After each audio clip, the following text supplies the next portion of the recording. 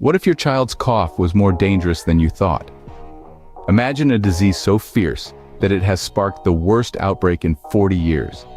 We're talking about whooping cough, a respiratory infection that has recently surged, causing significant concern across communities.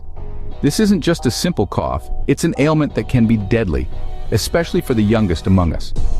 In response to this escalating threat, the UK Health Security Agency has issued a stringent guideline that any child or teacher showing symptoms of whooping cough should isolate for a full 21 days from the onset of symptoms. This measure is aimed at curbing the spread of the infection, but it brings with it a wave of anxiety among parents. There's a palpable fear that children with even the mildest coughs might be kept home from school, potentially missing crucial learning time due to concerns over this severe illness. Understanding the severity and spread of whooping cough is crucial for every parent and educator. Whooping cough starts innocently enough, much like a common cold. Initially, someone with whooping cough might experience symptoms that are easy to dismiss: a runny nose, a mild fever, perhaps a sore throat. These early signs can be misleading, lulling one into a false sense of security. However, as the infection progresses, the initial cold-like symptoms give way to more alarming signs. About a week or so into the illness, the real battle begins. The cough transforms, becoming much more intense. These aren't your usual coughs, they're severe, repetitive coughing fits that can last for several minutes and occur many times a day. During these fits, the struggle for breath becomes palpable. After a severe coughing bout, the person might make a distinctive sound when breathing in. This is the hallmark whoop, which gives whooping cough its name. It's not just the sound that's concerning, but what it signifies: a desperate gasp for air after exhausting coughs. Complications from whooping cough are particularly severe in infants and young children. They can face more extreme challenges such as interrupted breathing, pneumonia, and in rare cases, it can be fatal. This vulnerability is why the illness is so feared in pediatric settings. Experts emphasize that the progression from mild to severe symptoms is often underestimated because of its initial resemblance to a common cold. Dr. Emily Stanton, a pediatric infectious disease specialist, notes, whooping cough can deceive even the most attentive caregivers because it begins so benignly. By the time the severe symptoms manifest, the infection is well established and much harder to control. Understanding and recognizing the progression of symptoms is crucial.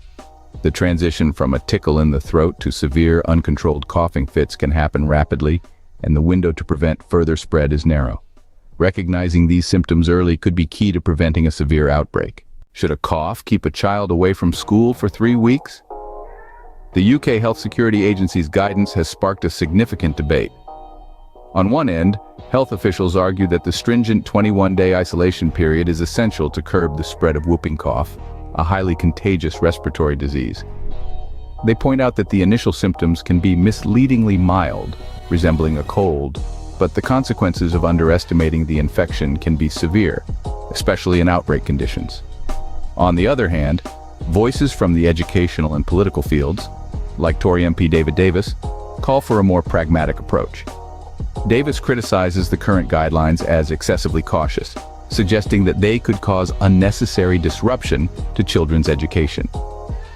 The obvious response would be to put them on antibiotics and return them to school as quickly as possible, he argues. Davis emphasizes the resilience of children against most illnesses and stresses the importance of continuous education. He believes that the lessons from past health crises like COVID have shown that maintaining educational continuity is crucial. The tension between ensuring health security and minimizing educational disruption is palpable. With thousands of children potentially missing school due to minor symptoms, the impact on their academic and social development is a growing concern. Critics of the prolonged exclusion policy worry about the psychological and educational toll of such isolation, recalling the disruptions caused during the COVID pandemic. Moreover, the feasibility of implementing these health guidelines amid a strained healthcare system adds another layer of complexity. With GPs already under pressure, the capacity to swiftly diagnose and treat all suspected cases becomes a challenge, potentially leading to delays in children returning to school.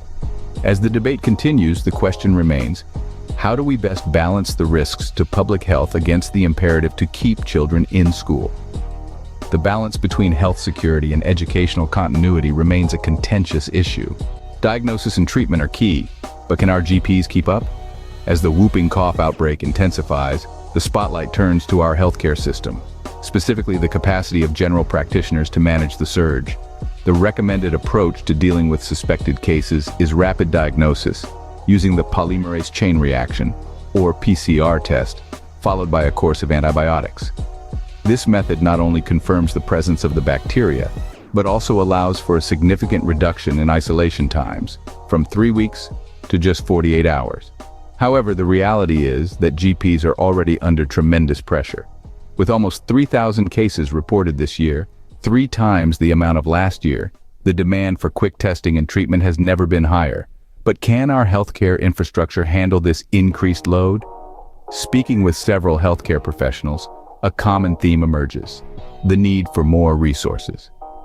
Many suggest that additional funding for healthcare services could bolster the ability to administer PCR tests swiftly and efficiently. Others propose increasing the number of temporary clinics to decentralize the strain on existing GP practices.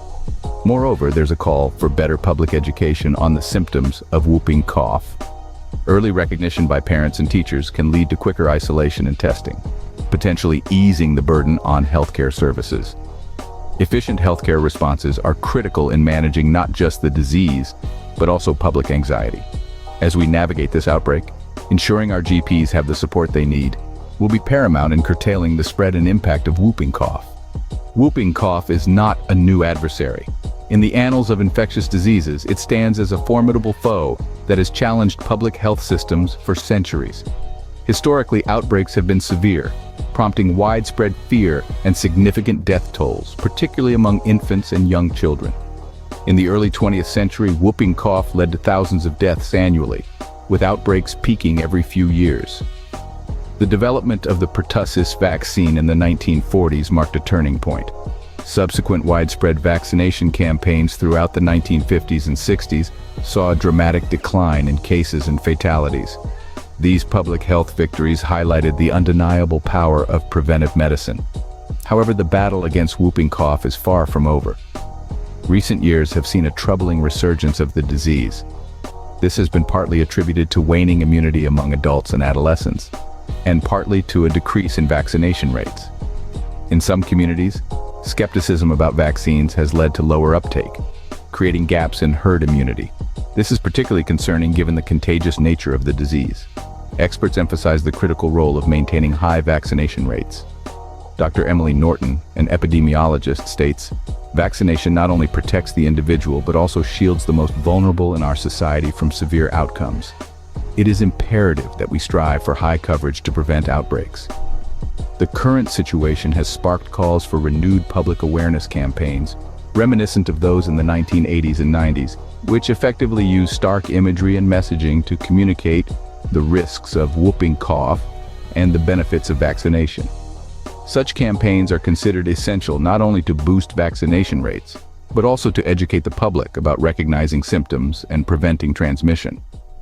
Moving forward, the integration of education, robust vaccination programs, and responsive healthcare policies will be paramount. By learning from past successes and missteps, we can better navigate the challenges posed by pertussis, learning from the past to safeguard our future. As we face this significant health challenge, what are our next steps? We've explored the gravity of the current whooping cough outbreak, noted as the most severe in 40 years, with thousands of cases reported, including fatalities in infants. This respiratory infection begins deceptively with symptoms similar to a common cold, but escalates into severe coughing fits that can be terrifying and dangerous. The controversy surrounding the exclusion of children from school sheds light on the broader implications of such health crises. While the intention is to prevent the spread of the disease, there's substantial concern about the educational and social impacts of prolonged absences from school. This concern is echoed in debates among policymakers, educators, and parents, all striving to balance health security with educational continuity. Our healthcare systems are under tremendous pressure, not just from whooping cough, but from the residual strains of recent global health events. The rapid identification and treatment of whooping cough with antibiotics can drastically reduce the need for lengthy isolations. but this requires swift and effective action from already stretched medical services. Historically, public awareness campaigns have played a crucial role in managing outbreaks. The stark advertisements of the past were instrumental in informing the public and promoting vaccination, a measure that remains critical today. As members of this community, it's imperative to be vigilant. Consult healthcare providers if whooping cough is suspected, and consider vaccination as a proactive measure. Awareness and action are our best tools. Stay informed, stay healthy, and help end this outbreak.